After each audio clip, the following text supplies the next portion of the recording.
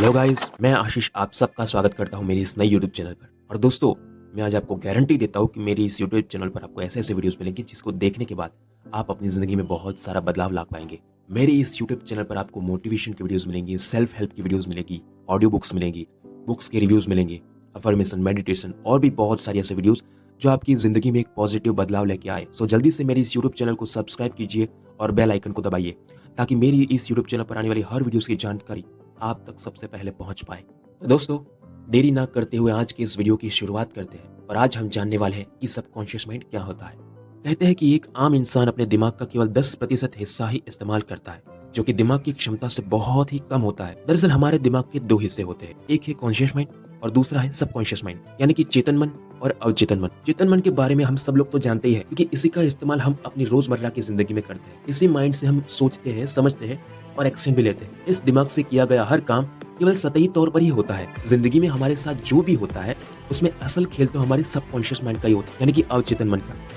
हम सब इसका जितना ज्यादा इस्तेमाल करेंगे, जितना ज्यादा अच्छे से इस्तेमाल करेंगे, हम अपनी जिंदगी को और भी बेहतर बना पाएंगे। दोस्तों, पूरे दिन में हजारों विचार हमारे माइंड से होकर गुजरते हैं। कुछ तो ऐसे विचार और इच्छाएं होती है जो इतनी दबी हुई होती है कि उनके बारे में हमें पता भी नहीं हो, और जब वे घटनाएं हमारे जीवन में साकार होती है तो हम लोग समझ ही नहीं पाते कि ये हमारे साथ कैसे हुआ। दरअसल सारा खेल हमारे अवचेतन मन का है। ये जो भी चाहता है वो हमारी जिंदगी में कभी ना कभी वास्तविकता में होती ही है। अवचेतन मन की एक वास्तविकता यह है कि इसे हमारे द्वारा दिए गए सारे आदेश, जो कि सकारात्मक हो या नकारात्मक, इनके बीच का फर्क ये समझ नहीं पाता है। आप जो भी सोचते हैं, आपका सबकॉन्शियस माइंड उसकी हकीकत में बदलने में जुट जाता है। अवचेतन मन कभी सोता नहीं है, कभी रुकता नहीं है। चाहे आप सो भी रहे हो तब भी ये चलता रहता है। उसका उदाहरण ये है कि आपका बिना रुके लगातार सांस लेते रहना। यही है पावर ऑफ सबकॉन्शियस माइंड। तभी तो कहा जाता है कि हमेशा अच्छा ही सोचे, वही सोचे जो आप चाहते हैं, क्योंकि आप जो चाहते हैं वही होता है। जाने अनजाने में आप चिंता कर बैठते हैं, नर्वस हो जाते हैं, और इस तरह से कई ऐसे नेगेटिव थॉट्स होते हैं जो आपके मन को घेर लेते हैं। ऐसे में कुछ सही होने के बजाय ज्यादा बिगड़ जाती है स्थिति, क्योंकि आप वही सोच रहे होते हैं जो आप नहीं चाहते।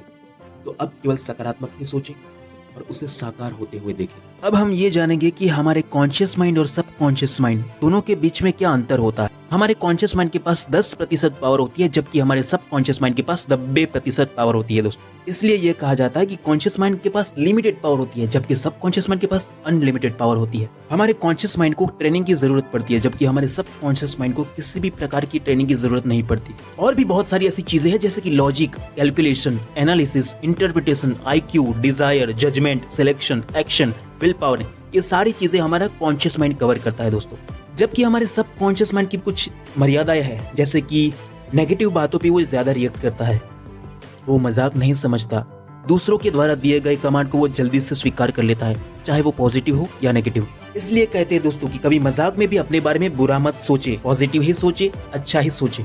तो ये था हमारे कॉन्शियस और सबकॉन्शियस माइंड के बारे में थोड़ी सी जानकारी।